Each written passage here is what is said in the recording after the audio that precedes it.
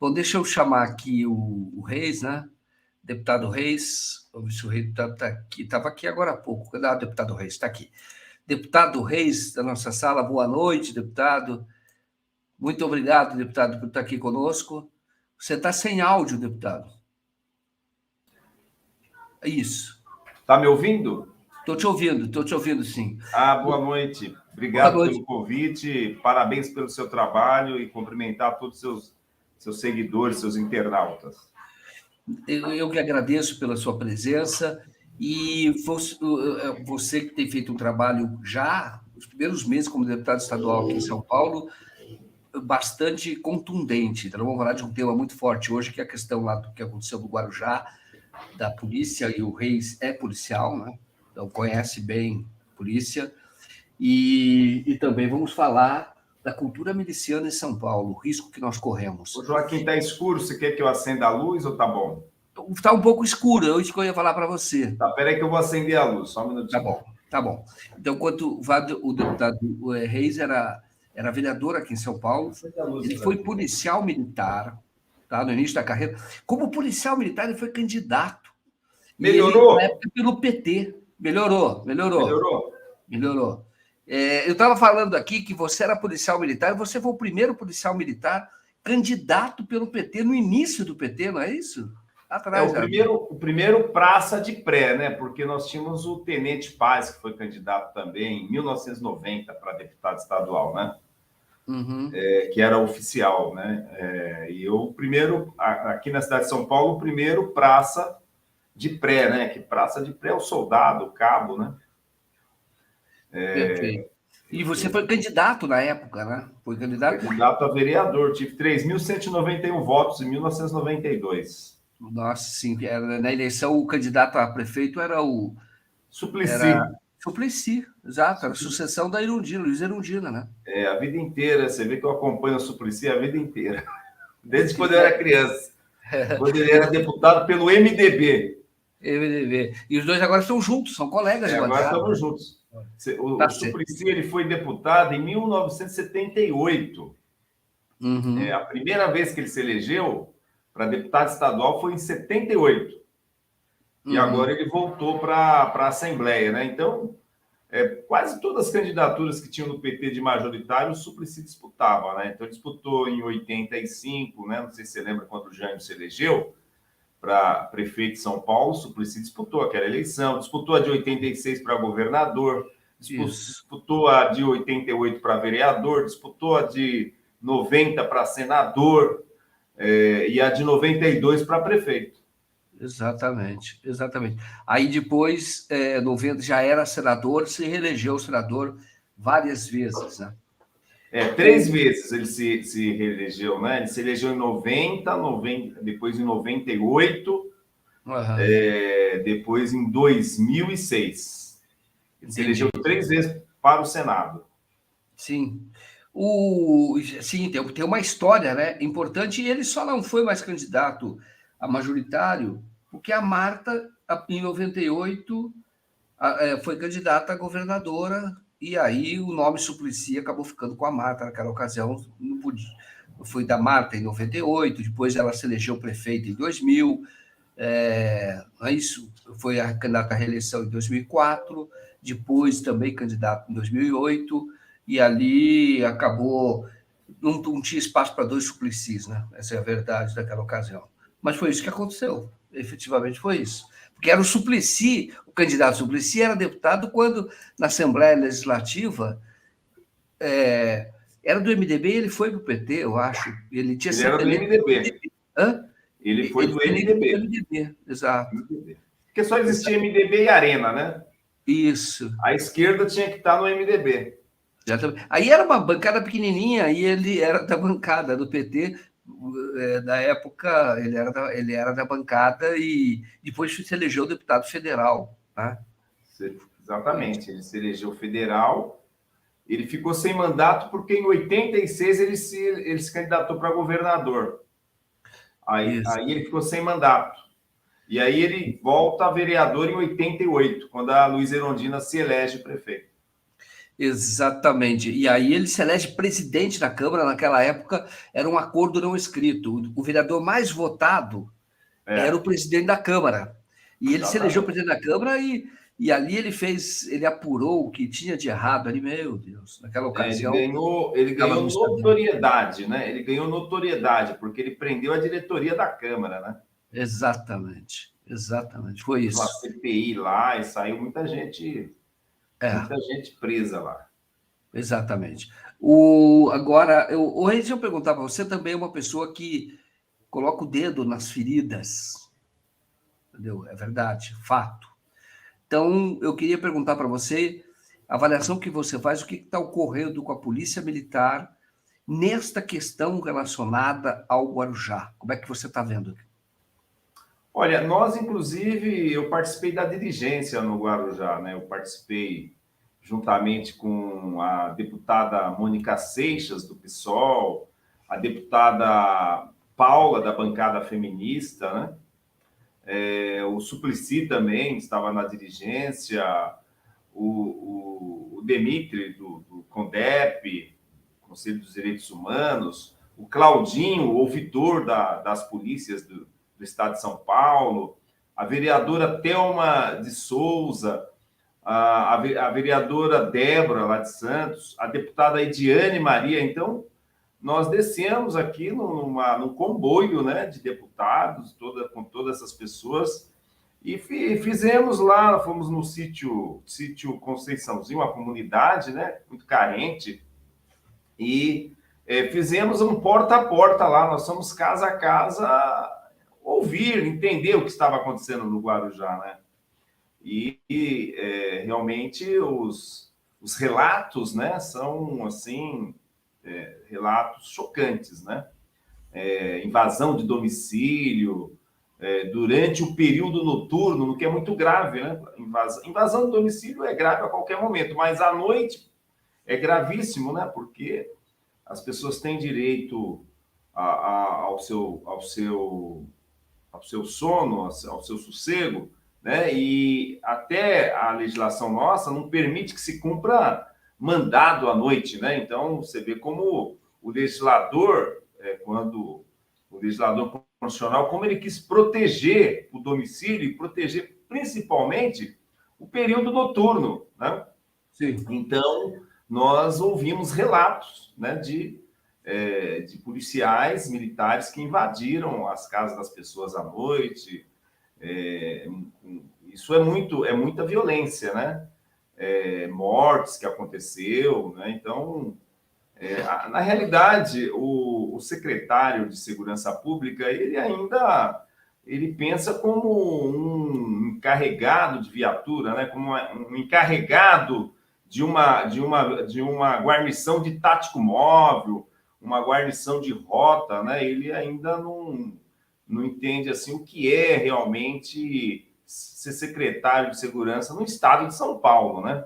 Então, vamos entender que até outro dia ele era um tenente, depois passou para capitão, aí se elegeu deputado federal e, dentro dessa lógica bolsonarista, ele foi escolhido para ser o secretário de Segurança Pública, né?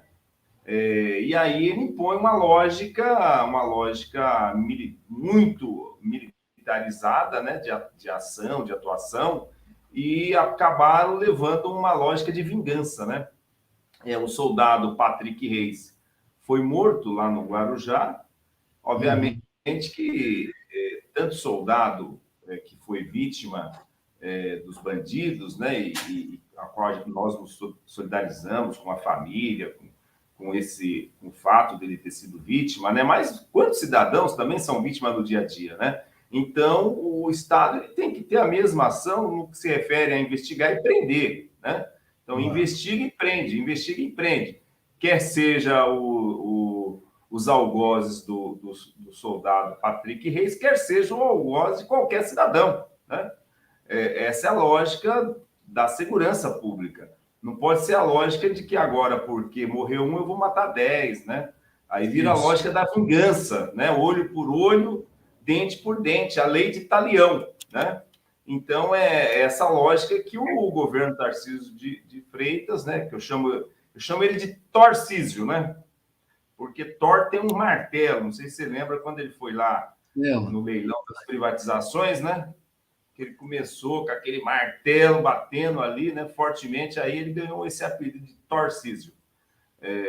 Essa lógica do Tarcísio de vingança, né? E não de segurança pública, de uso da inteligência, da investigação, de que as pessoas que cometem delitos vá a um julgamento, né? É isso que nós visualizamos, né? E aí, obviamente, que houve muita pressão e a sociedade não aceitou bem isso, porque se você fazer a pesquisa, a própria Quest fez a pesquisa, mais de 81% da sociedade fazia menções negativas nas redes sociais com relação aos acontecimentos no Guarujá, né? Então, eu acho que essa questão também do posicionamento da sociedade e dos órgãos de defesa dos direitos humanos, da Assembleia Legislativa, da Defensoria Pública, do Ministério Público, né? Toda essa pressão, inclusive agora na quinta-feira, nós vamos ter uma comissão de deputados, né? Eu vou ver se eu consigo participar, que vai ser recebido pelo procurador-geral, o Sarrubo, né? O doutor Sarrubo. Vai ser recebida pelo procurador-geral. Então, toda essa pressão parece que eles deram uma arrefecida, mas foram 16 pessoas que morreram no Guarujá. Entendi. Deputado, eu queria perguntar para você o seguinte: qual os relatos que você teve? Porque a gente viu muita notícia de pessoas que estavam com o bebê no colo, de pessoas que a polícia perguntou quem tem passagem. Alguém foi lá, disse que tinha, foi lá e morreu. Esses relatos são críveis. Quais situações que você apurou ali? Esses relatos realmente aconteceram, né? O rapaz que estava com o bebê no colo, o que os vizinhos falam é que a polícia pegou o bebê do colo dele, perguntou se ele tinha passagem, e depois os vizinhos ouviram 3 tiros, né? Ouviram 3 tiros e ele foi alvejado com um tiro. E aí um dos policiais vem com a criança, encontra o irmão dele de 13 anos no corredor. É um corredor bem estreito que tem lá na comunidade, né? Para chegar, essa casa ela já chega no mangue, né? Você entrando lá nas vielas que tem nessa comunidade, você vai à última casa, aí tem um manguezal lá, né? Uhum. E aí o policial vem e entrega o bebê para o irmão de 13 anos, e depois eles, com o corpo lá, eles esperam vir a perícia, ficou até meia-noite, né? E são os relatos dos moradores, né? Não é história que nós estamos inventando, né? Nós ouvimos das pessoas que moram lá. Então, pelos relatos, isso não é confronto, isso é execução, né? Nossa. E como é que o que vai acontecer agora, deputado? Porque o governador apoiou essa ação. É inadmissível isso esse relato é de algo inadmissível numa sociedade civilizada. Né? O que vai acontecer? E nós estamos aí numa lógica, né, de acordos internacionais pela redução da letalidade policial, a questão das câmeras, tem uma série de questões aí que está no debate e que o Estado brasileiro ele tem que trabalhar para reduzir a letalidade policial. Mas o exemplo que aconteceu em São Paulo é muito terrível, mas o que acontece no Rio de Janeiro também é bastante terrível, e na Bahia, né, que é um estado governado pelo PT, né? Então, não sei o que está acontecendo na Bahia também, que diz que já chegou a 30 mortos, né? Exato, é isso que eu quero falar. Uhum. Então, nós temos que, eu acho que tem que ter uma ação geral do governo federal, inclusive, né? De forma que tenha realmente um entendimento, um diálogo com esses governadores para a morte, o último caso, né? Quando não tem mais jeito, né? Agora, se aqui tem 16 mortos, lá tem 30, o Rio de Janeiro tem uma quantidade também enorme. Então, nós estamos vivendo uma guerra no dia a dia que precisa ser posto fim, né? Não dá para ter derramamento de sangue, né? As pessoas, os bandidos, você tem que prender eles. Então, as prisões são bem-vindas. Quando o governo falou, prender mais de 120, 130 pessoas, ótimo. O papel da polícia é prender. Então, está prendendo, está garantindo a vida, né? E, obviamente, que aquele delinquente que cometeu o seu delito pague por ele, depois volte à sociedade, e assim vai. Essa é a lógica, né? Agora, não dá para ter essa forma, né, de ir eliminando as pessoas e matando as pessoas, né? Então, é muito ruim para o país, né? Esse momento é ruim para a sociedade, né? Não dá para ter uma sociedade com marca de sangue para todos os lados, né? É verdade, é verdade. Não, é terrível. E o que acontece? Você acha, quando você citou agora a Bahia, tem o Rio de Janeiro, essa violência policial, você acha que tem alguma relação com o governo central? O fato de um governo progressista e a polícia estar desafiando esse governo? Você acha que tem alguma relação ou não tem nenhuma relação? Olha, eu acho que existe uma violência que é reproduzida dentro do sistema, né? E não é de agora, isso não é por conta do governo nosso ser, o governo federal ser nosso, do PT, né? Não é por conta disso. Há muitos anos, desde o Carandiru, que aconteceu com 111 do Carandiru, em vários momentos, em várias rebeliões, né? Então, existe uma cultura de muita violência nas forças policiais, né? E o Estado, ele não, seja de esquerda, de direita, não há uma ação, um investimento, né? Um investimento em inteligência, investimento em efetivo, de que você possa manter a segurança da sociedade com a presença da polícia, né? A polícia só chega depois que o crime acontece, né? Não existe um sistema preventivo de segurança pública, né? Nós não deparamos com esse sistema, e aí, quando acontece, por exemplo, por que tem tanta droga lá no Guarujá? Por que tem tanto tráfico de droga, tanto investimento, tanto dinheiro circulando nesse negócio, né?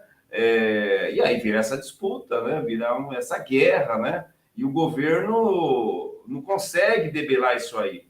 O governo federal não consegue barrar a entrada de cocaína no Brasil, né? Porque o Brasil não produz cocaína, vem de fora. Por que entra tanta cocaína? Por que o sistema nosso é tão falho, né?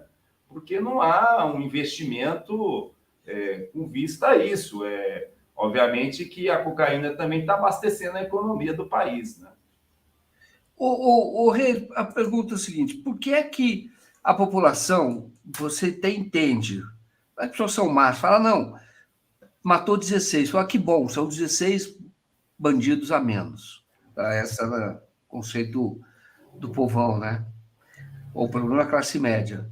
Mas o que você vê é o seguinte: essas pessoas, que crimes cometeram? Isso que eu quero dizer. A polícia parece que simplesmente pelo fato da pessoa residir numa região, numa favela, ela é, em princípio, criminosa, né? Parece que já há ali essa visão e a própria sociedade, ela não liga, porque isso não está acontecendo com ela, não está nem perto dela. Lamentavelmente, o primeiro lugar que a repressão vai é na favela, né? Onde está o povo negro, o trabalhador, o povo sofrido, né? Então, vai se procurar um bandido, já se vai para essas comunidades, né? Isso é uma cultura de muitos anos, né? Não é coisa de agora também, viu, Joaquim? É de muitos anos que a coisa vem desse jeito. Já no Brasil, por exemplo, já foi proibido capoeira, né? Jogar capoeira foi proibido, já foi proibido o samba, né? Samba era coisa de criminoso, né? Então, esse preconceito, essa questão é um preconceito estrutural, racismo estrutural, ele está na estrutura da sociedade, né? E isso é que faz com que, inclusive, o policial negro, o policial que muitas vezes veio da comunidade, fez concurso, passou, e ele acaba reprimindo os próprios irmãos dele, né? Então, é cultural isso aí. E você só combate com outra cultura, né? Você combate a cultura da violência com a cultura da paz, né? E para isso o Estado tem que fazer seus investimentos, né? Por exemplo, nessa comunidade que eu fui lá, as vielas são todas de barro, as pessoas sofrem ali com chuva, deve ser um lamaçal, devem entrar, levam lama para casa, né? Então, o Estado sabe que as coisas estão desse jeito. E quais são as atitudes, as ações do governo para reurbanizar esses locais, para melhorar, para fazer com que tenha arruamento, com que a ambulância possa circular lá, com que a viatura possa circular? Quer dizer, não tem esse olhar, né? O governo, ele arrecada, paga os funcionários, diz que está melhorando a economia, mas não há uma ação. Olha, vamos fazer um plano de ação nessas comunidades, vamos melhorar, vamos ver quem é que está fora da escola, vamos fazer busca ativa, né? Vamos educar, levar cultura. É uma coisa que o Estado tem que ser mais proativo, né? O Estado não é. E aí só chega lá a cultura da violência, né? Perfeito. Ô, Rito, quando você era policial, só para perguntar, você é Eu ainda policial... sou, né? Só que Hã? eu ainda sou, né? Só que agora eu Você é sou, policial, isso. Quando você só que estava eu na sou rua, investigador, né? isso, você foi para civil depois, mas você foi militar. Eu fui Quando para você estava na civil, rua, eu fui para como é que civil em você... 96. Hã? Eu fui para civil, eu estou na civil desde 1996, né? Exato. E você era militar. Mas o que eu quero perguntar é como é que o policial militar ele não se contamina por essa, vamos dizer, essa forma de fazer policiamento, muitas vezes que é de chegar, às vezes em certas situações, a expressão é vai tacar o terror, entendeu? Olha, é muito importante a preleição, né? É muito importante todos os dias, antes das equipes saírem para a rua, você ter uma preleição e uma análise do dia anterior, né? Você tem que analisar os erros e os acertos, né? Se você tiver... O problema é que hoje você tem umas escalas que não permitem muito isso, né? Eu, outro dia, até vi o deputado Major Meca propondo que o policial pudesse trabalhar em vez de 12 horas, 10 horas, né? E dessas 10 horas, 8 horas na rua e 2 horas internamente participando de atividades, de debates, né? Eu achei muito interessante. Eu cheguei até a conversar com o secretário Berrit sobre isso, né?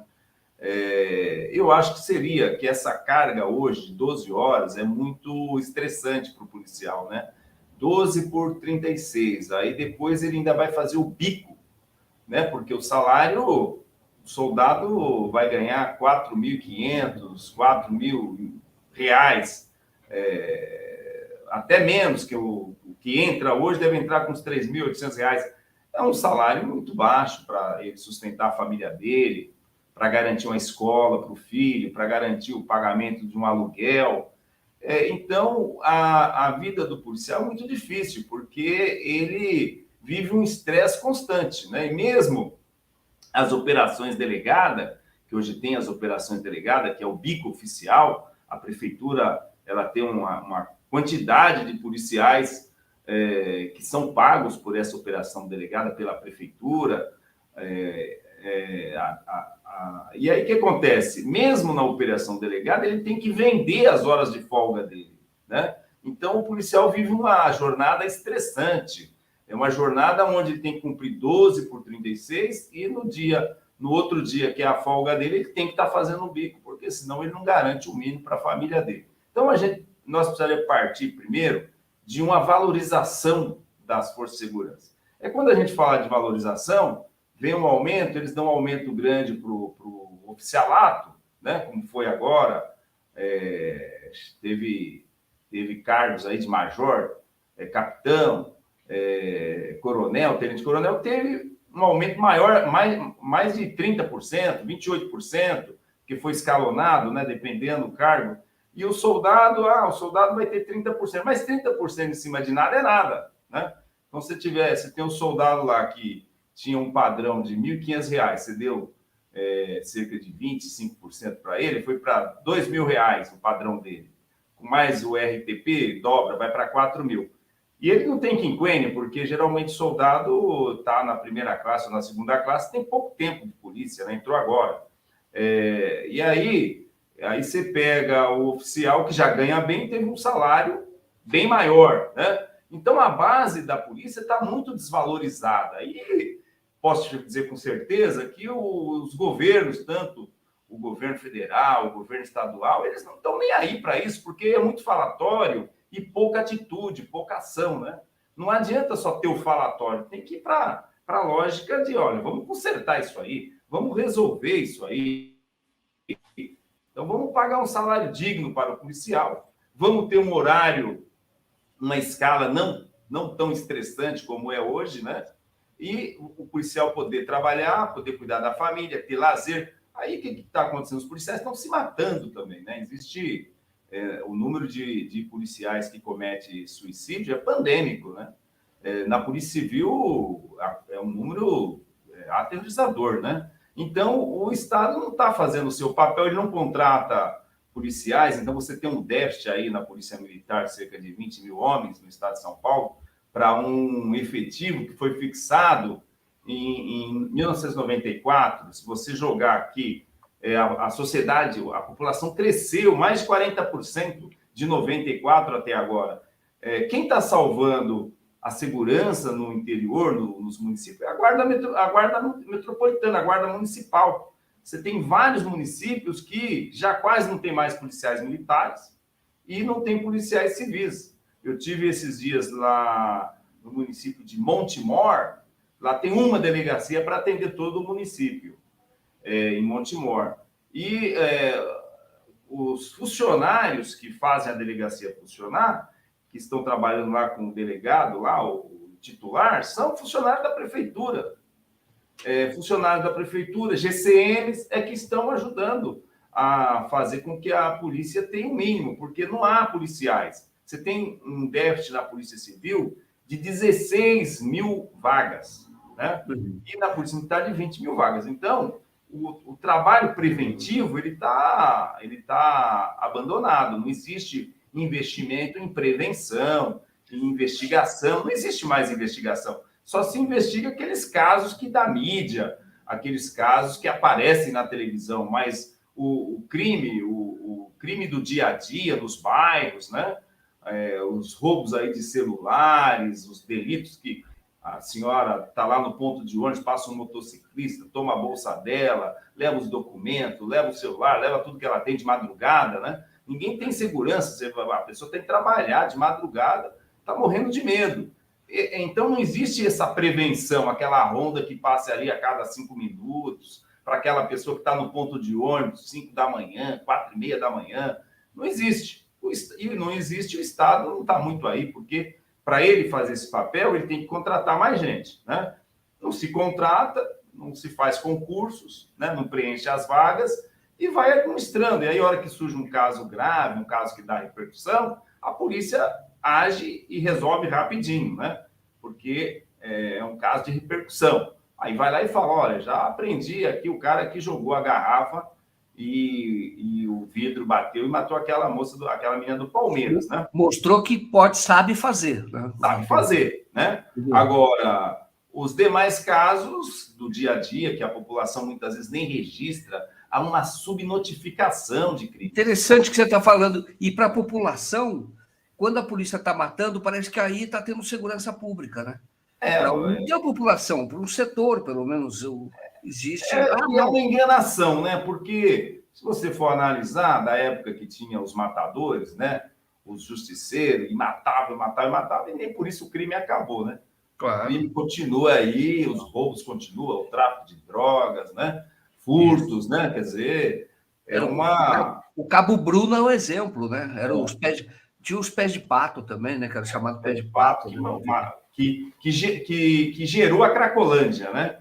Um pouco da criação da Cracolândia vem em torno desses jovens que saíam da periferia e iam lá para a região da Boca do Lixo, né? E ali virou um ponto de encontro deles, né? E ali foi formando aquele ponto de encontro que hoje está lá a Cracolândia e o governo acompanhou isso de perto. Esses jovens, como que eram justiceiros? Não. Não, os jovens que fugiam dos justiceiros.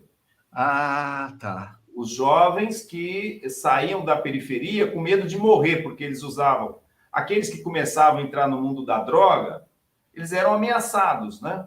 Então, eles fugiam da periferia para o centro, né? E ali virou um ponto de encontro, e esse ponto de encontro foi atraindo pessoas do estado todo, dos municípios em volta de São Paulo, né? Eles foram para um local onde teoricamente poderiam consumir droga sem correr o risco de morrer, porque na periferia a polícia ou os pés matavam mesmo, né? Às vezes o cara por causa de uma droga, ou não é isso? E daí gerou a Cracolândia, que até hoje o governo não consegue resolver ela, né? O governo vai lá, joga bomba de gás, bomba de efeito moral. Cada dia, ele disse que agora queria até mudar a Cracolândia, isso quer dizer que a Cracolândia está institucionalizada, porque se ela pode mudar de endereço, né, virou uma instituição, né? E é isso, né? Quer dizer, se naquele período que o crack começou a chegar ao Brasil e o Fantástico, na década de 90, falava muito disso, da droga que está chegando no Brasil, uma droga terrível, que era o crack, né? Se naquele momento o Estado tivesse agido, tivesse acompanhado, talvez a Cracolândia poderia até existir, não vou dizer que não, mas não seria o tamanho que é hoje, né? Não seria esse descontrole que o Estado hoje não tem nenhum, né? O Estado ali ele tá enxugando gelo, né? Ele não sabe nem o que fazer. Cada dia ele inventa uma coisa, né? Inventa uma coisa. É o Estado, a prefeitura também, parece que está todo mundo perdido ali, né? Estão enxugando gelo. Eu até falei outro dia para o prefeito, o Ricardo Nunes, falei, prefeito, faz um centro de convivência. Não adianta querer tirar aquele povo dali. Faz um centro de convivência para eles ter alojamento, ter tratamento, ter uso assistido. Eu acho que pode até ter uso assistido com médicos, né? Porque você não vai desintoxicar o drogado de hoje para amanhã. Isso é um trabalho que vai 2, 3, 4 anos, né? Não se faz o dia. Você vai na redução de danos Exatamente. E redução de danos. Reconhecer que eles existem, que você não vai acabar na porrada, porque não adiantou. Até agora está sendo tratamento da porrada. A única política diferente foi na época do Haddad. Ele fez aquele projeto lá, o de braços abertos, né? E, de fato, parece que houve uma diminuição do problema. Realmente, ele estava no caminho certo, né? Mas aí ele ganhou o nome que ele estava fazendo a Bolsa Crack, né? Isso. Estava dando, porque pagava hotel para eles morarem, né? E vamos pegar assim, tem cerca de 1.000 pessoas que frequentam a Cracolândia, né? Se a gente for analisar 1.000 pessoas, não é uma coisa tão difícil de resolver, né? Qual que é a política certa? É que até agora não se descobriu a política certa. Cada um vem, né? O que você falou que o que mais se aproximou foi o Haddad, né? Mas cada um vem com uma ideia nova e as coisas não resolvem assim, né? Eu acho que se tiver um centro de convivência, com tratamento, com alojamento, com área para práticas esportivas, e até com a gestão feita por eles mesmos. Não adianta você chegar, vou botar um policial para gerenciar isso aqui, que não vai funcionar, eles não vão ficar lá, né? Então, você talvez criar uma associação entre eles, um responsável, né?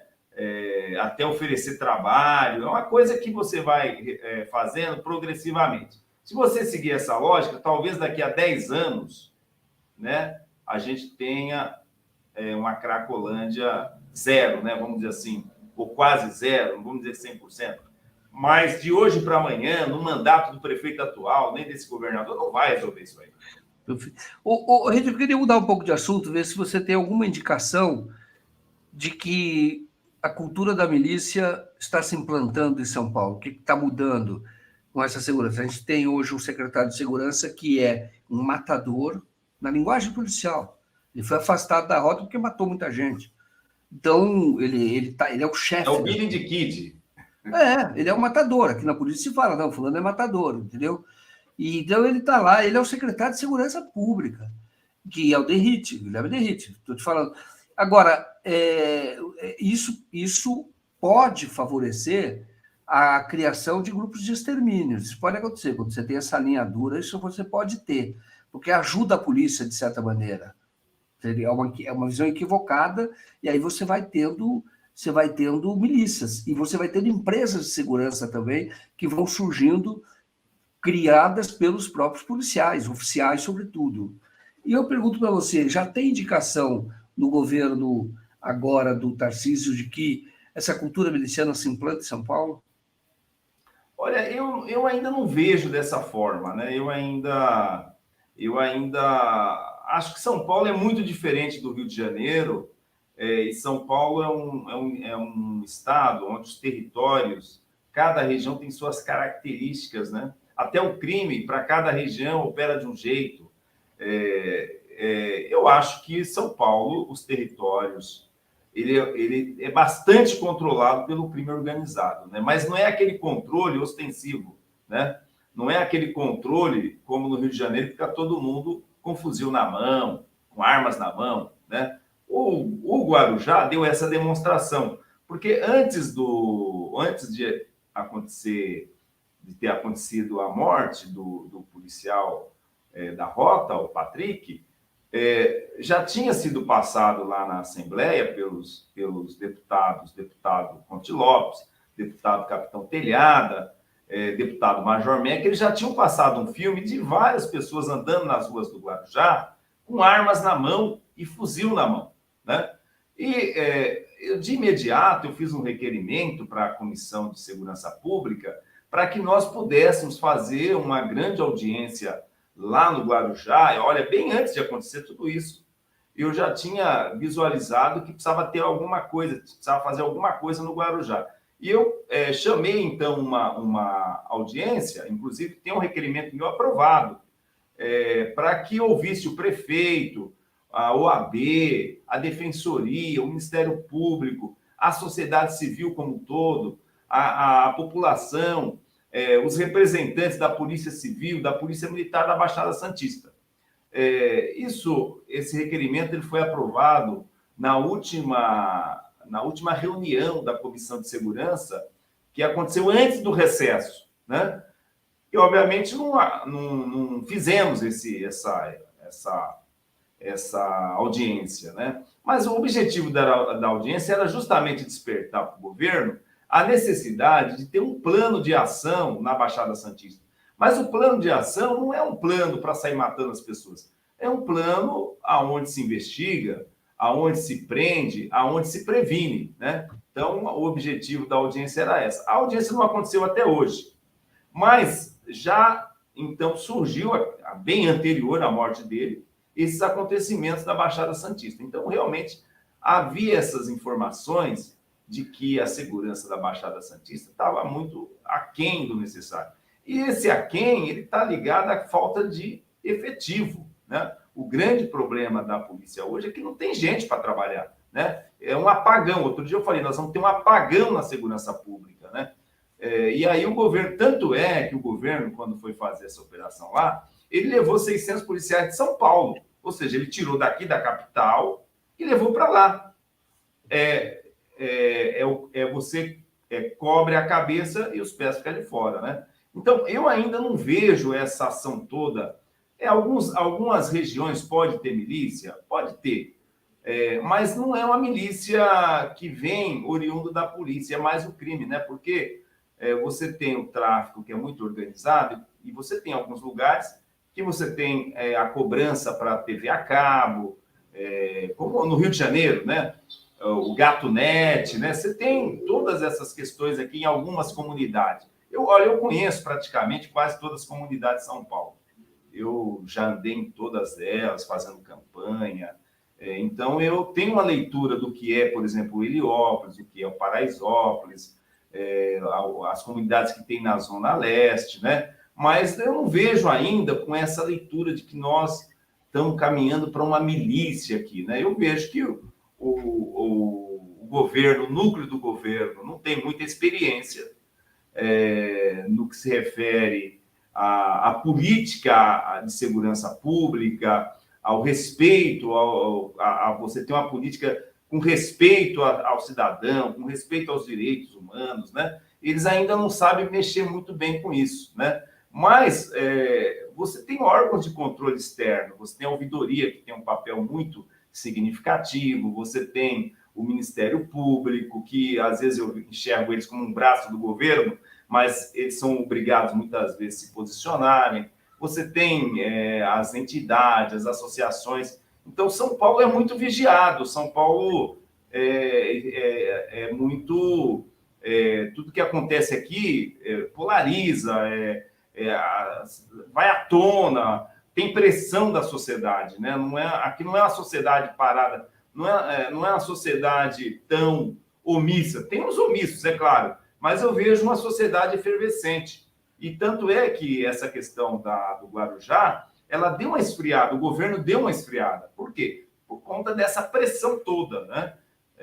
Agora, você pode ter setores, mas você não tem ainda. O que eu vejo que é muito organizado é a questão do tráfico, né? A questão do tráfico é muito organizada em São Paulo, é muito piramidal, e esse setor do crime, ele não quer essas crises com a polícia. Para ele não é bom, porque eles deixam de fazer negócio. O que eles interessam é ganhar dinheiro, né? Eles não estão querendo essas crises, né? Tanto é que eles mandaram o autor se entregar, não foi que a polícia investigou e descobriu. Eles mandaram o autor se entregar, o autor do disparo contra o soldado Patrick Reis, né? Então, ele foi lá e se entregou. Essa é muita lógica, um pouco do que o crime aqui em São Paulo quer. Eles não querem crise, né? O Estado é que tem que fazer o seu papel para realmente ter a visão do que é o sistema criminal em São Paulo, como ele age, como reduzir, porque zerar não vai acontecer, mas você pode ter um controle, você pode fazer com que não tenha tantos danos como está tendo na atual conjuntura, né? Perfeito. Deputado Paulo Reis, deixa eu fazer uma pergunta a você sobre, quando eu falo da cultura da milícia, mas durante a campanha, o Tarcísio foi a Paraisópolis, um morador de lá morreu, não encontraram arma com esse morador, não encontraram, não conseguiram apontar de que arma, de que policial saiu o tiro, não apontou. O promotor, a polícia concluiu pelo arquivamento, o Ministério Público concordou, o juiz arquivou, acabou a história. E eu conheço a viúva de lá, a família, é uma família muito antiga de Paraisópolis, e não há, de fato, simplesmente não houve. Havia lá policiais que eram da ABIN, estavam naquela ocasião, serviço reservado. O que serviço reservado faz segurança para candidato a governador? A Haddad não tinha serviço reservado lá. E mataram essa pessoa. É isso que eu pergunto para você, é isso que eu chamo de cultura miliciana. Eu acho que isso daí foi um fato isolado, né? Eu acho que eu, inclusive, propus fazer uma CPI para apurar, né? Mas, desculpa, deputado, só falar, quando a gente fala de fato isolado, na verdade, foi o que definiu a eleição do Tarcísio, colaborou muito, não é que definiu. Estava tendo uma polarização naquela época, mas contribuiu muito, como se o São Paulo tivesse locais onde um candidato a governador não pudesse entrar, fosse mais ou menos como em algumas regiões, até do Rio de Janeiro, e ali precisava de alguém, pelo menos é a mensagem que passou, alguém que enfrentasse, vamos dizer assim, esses locais, o crime que existe de fato nesses locais, mas aquele morador específico não tinha nem arma. Mas eu devolvo a palavra. O que eu acho, Joaquim, é que, na realidade, eles tentaram, assim, criar um modelo, a facada do Bolsonaro, né? Eles tentaram criar uma fakeada, né? Mas não pegou porque, na época, o próprio DHPP refutou, quer dizer, aí eles tentaram abafar. O grande problema é que não deu certo o que eles queriam, né? Realmente, eu não acredito que foi da polícia que partiu o tiro. Da polícia aqui de São Paulo. Eu acredito que o tiro partiu de pessoas que acompanhavam o candidato. Seguranças dele, claro, isso. Eu tenho, assim, uma tese, que eu não vou explicitar ela, né? Mas eu tenho uma tese. Sim. Era o único policial federal que eu tentei entrevistar, que estava lá e que aparece de arma na mão. E que é o que estava na fakeada, né? Estava em Juiz de Fora, e é o que estava... Só existe ele de policial federal, é que estava fazendo a escolta do Lula. Quando o Lula estava preso, era o guarda que ficava na frente do Lula. Pode falar. Mas você viu que é uma coisa não dá para dizer, olha, isso é as milícias que estão se formando em São Paulo. Não é. Foi uma coisa premeditada, uma coisa pensada, né? Lamentavelmente, nós não tivemos a CPI e, lamentavelmente, a polícia não chegou aonde tinha que chegar, né? Tanto é que a delegada que estava presidindo o departamento, ela sabe que ela foi para a NASA, né? Que ela discordou na época, né? Ela discordou.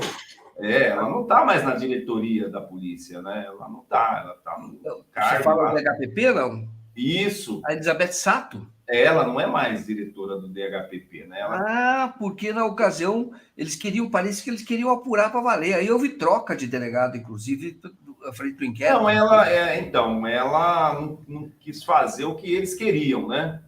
E aí, assim que eles assumiram que ele sentou na cadeira, ela acabou saindo do departamento. Então, ela não está mais... Ela sempre era uma pessoa muito competente, ela sempre teve encargos de direção na polícia, desde o Alckmin, né? Eu tive a oportunidade de trabalhar com ela no Narcóticos, quando o doutor Jorge Miguel, que era o diretor do Narcótico, do departamento do DENARC, né? Ela trabalhava lá no setor de operações especiais. Então, é uma delegada muito competente, muito conhecedora da polícia, e foi delegada seccional, diretora do DHPP, vários cargos da administração, e agora ela não está mais em diretoria, né? Ela está num cargo de divisão na academia, um cargo que não tem muita visibilidade, que as pessoas não...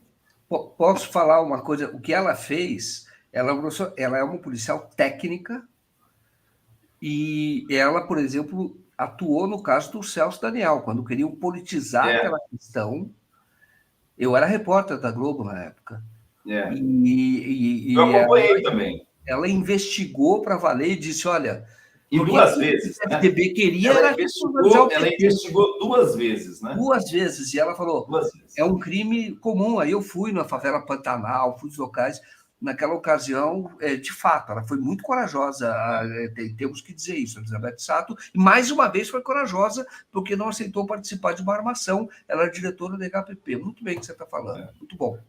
Então, o que eu enxergo dessa lógica que aconteceu lá no Paraisópolis foi isso, foi uma coisa premeditada de pessoas de fora e não da polícia de São Paulo, né? Não integrantes da carreira policial de São Paulo, mas pessoas que acompanhava naquela época o candidato, que talvez, se um dia a gente conseguir fazer a CPI, a gente consiga apurar melhor, chamar essas pessoas para ser ouvidas, né? Porque aí vai se ouvindo, vai se acariando, e aí vai tirando realmente a verdade, né? O que aconteceu, porque até hoje isso não está claro, né? Mas eu não considero que isso é um exemplo. E por que não saiu a CPI? Eu sei que você propôs, realmente.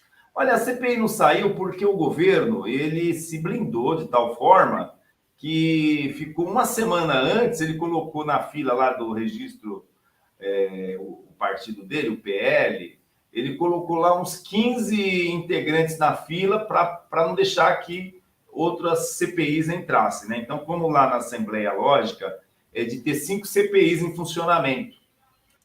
A CPI do Paraisópolis, ela ficou sendo, me parece que é a 20ª CPI, eu não lembro bem, mas ela ficou bem atrás. Como só pode apurar 5, só pode ter 5, então as primeiras 5 foi a CPI do PL, né?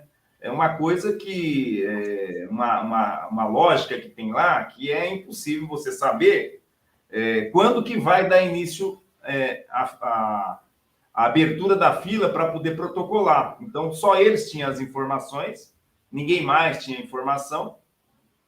E aí, primeiro, eles formaram uma fila para depois editar a regra, né? Por isso que eu digo, às vezes o Ministério Público dá a impressão que é um braço do governo, né? Porque tem uma série de coisas que você recorre depois e não tem resposta. E aí o Suplicy ainda foi lá no dia para protocolar, alegou que era idoso, né? em que ele teria prioridade na fila, mas não adiantou. Só valeu a fila do PL, né, do partido que sustenta o governador, né? Mas tá na lógica deles de não querer ser investigado, né? Cabia mudar as formas de funcionamento da casa e a casa ser mais republicana, né? E ter uma lógica, talvez, de todos cadastrassem as CPIs e depois fazer um sorteio para ver qual CPI primeiro ia ser apurada, né? Mas não é a lógica. Na Câmara de São Paulo, busca-se um acordo para ver qual a CPI que vai ser... vai funcionar. Em tese, a CPI é instrumento da minoria, mas o governo acaba se apropriando, né? E usando para CPIs que não vai chegar a lugar nenhum, CPIs que é do faz de conta, para poder não ser investigado, né? Em tese, a oposição tinha que protocolar suas CPIs. Tá certo. Deixa eu perguntar uma coisa para você. Então, o que o paulista pode ficar tranquilo ou devemos ficar preocupados? Nós temos aí um Bolsonaro atrás do Tarcísio, ou o Tarcísio é um Bolsonaro? Porque foi muito ruim para o Brasil, vai ser muito ruim para São Paulo também. Olha, eu vejo o Tarcísio, eu vejo ele muito inerte, muito improdutivo. Eu não vejo um governo produtivo, né? O Tarcísio, ele está vivendo de videozinhos. Não sei se você já entrou na página dele, nas mídias sociais. Ele vai lá no metrô, lá onde está fazendo lá o tatuzão, aí ele começa a gravar um videozinho. Olha, aqui está em obra, mas uma obra que não foi ele que deu início, não foi feito por ele, foi feito pelo governo anterior. Começou lá no Rodrigo Garcia, né? Então, tem uma série de obras que está tendo em São Paulo que o Tarcísio não moveu um fio de cabelo para acontecer, né? E ele está se aproveitando daquilo que veio do governo anterior.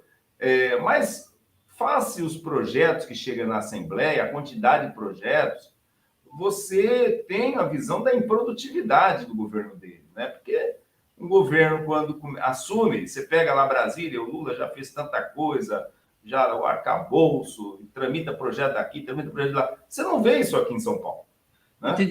Houve alguns projetos para aumento do salário dos policiais, que era uma promessa, né? O salário dos servidores, 6%, que ele deu para todos os servidores, o aumento do salário mínimo regional, R$ 1.550, foi para R$ 1.550, autorização para o governo contrair 6,5 bi de empréstimo para poder fazer a linha de um trem que depois ele vai vender, ele vai privatizar, né, que é o Intercidades, que vai até Campinas. Então, o governo do Tarcísio não passou disso, né? E das viagens dele para cima e para baixo, usando bem o nosso dinheiro para conhecer o mundo.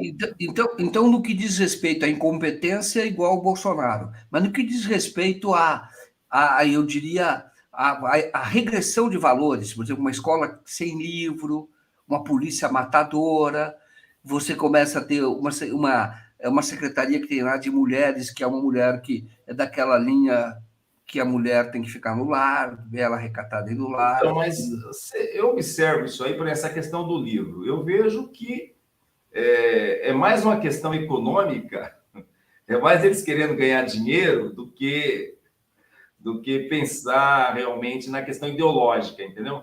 Olha, uma escola sem livro, eu estou acabando com a educação. Não é isso. Eles querem montar um sistema para ganhar dinheiro.